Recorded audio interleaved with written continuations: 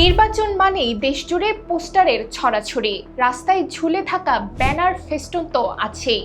প্রার্থীদের ছবি দেখা মাত্রই বোঝা যেত ভোটের মাঠ গরম। কিন্তু আসন্ন ত্রয়োদশ জাতীয় সংসদ নির্বাচন সামনে রেখে সেই চেনা নির্বাচনী দৃশ্যটা বড় পরিবর্তনের মুখে। বিশাল পরিবর্তন এসেছে প্রচারণা পদ্ধতিতে।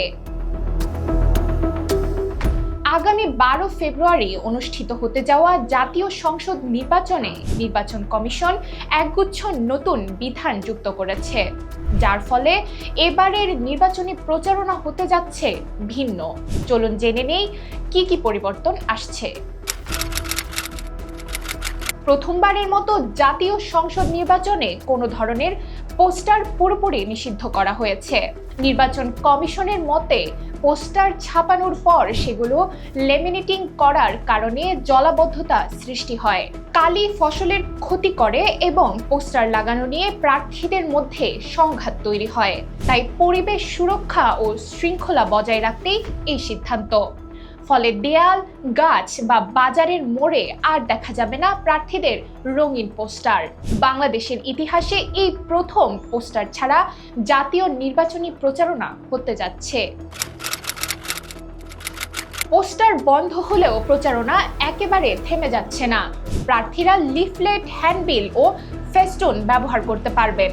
তবে এসব প্রচারণা সামগ্রী দেয়াল, গাছ, বেড়া, বিদ্যুতের খুঁটি, সরকারি বা স্থানীয় কর্তৃপক্ষের স্থাপনা কিংবা কোনো যানবাহনে লাগানো যাবে না।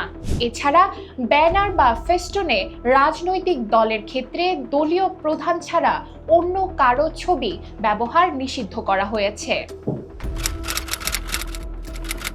এবারের নির্বাচনে সবচেয়ে আলোচিত পরিবর্তনগুলোর একটি হচ্ছে শোডাউন নিষিদ্ধ। নির্বাচনী প্রচারণায় বাস, ট্রাক, নৌযান, মোটরসাইকেল সহ যান্ত্রিক বাহন নিয়ে মিছিল, গাড়িবহর বা জনসভা এসবই ছিল পরিচিত চিত্র। এবার নিষিদ্ধ করা হয়েছে এসব। এমনকি যানবাহন ছাড়াও মশাল মিছিল করা যাবে না। মনোনয়নপত্র দাখিলের সময়ও কোনো ধরনের মিছিল বা শোডাউন নিষিদ্ধ। নির্বাচনী প্রচারণায় হেলিকপ্টার ব্যবহারও নিষিদ্ধ করা হয়েছে।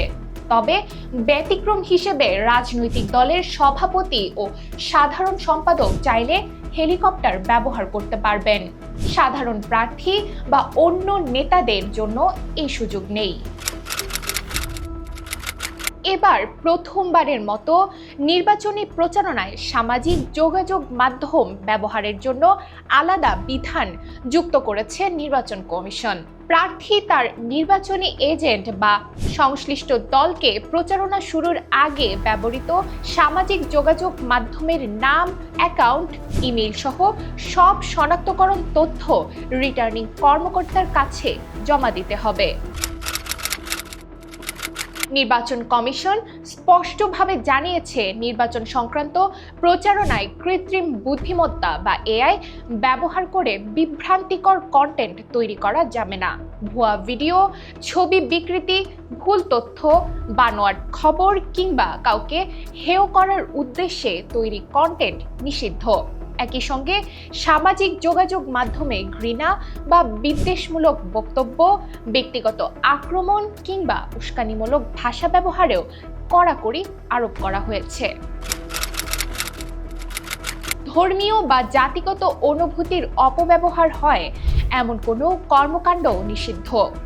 নারী, সংখ্যালঘু বা কোনো জনগোষ্ঠীর বিরুদ্ধে ঘৃণাত্মক বক্তব্য দিলে নেওয়া হবে আইনগত ব্যবস্থা। নির্বাচন কমিশন জানিয়েছে, এসব বিধান ভঙ্গ করলে প্রার্থীদের জরিমানা হতে পারে, এমনকি গুরুতর ক্ষেত্রে প্রার্থিতা বাতিলের মতো কঠোর সিদ্ধান্ত নেওয়া হতে পারে। সব মিলিয়ে এবারের নির্বাচনী প্রচারণা হচ্ছে পরিবেশ বান্ধব, কম খরচ আর ডিজিটাল শৃঙ্খলার কড়া নজরদারির মধ্য দিয়ে। এই পরিবর্তনগুলো ভোটের মাঠে কী প্রভাব ফেলে সেদিকেই এখন তাকিয়ে দেশবাসী।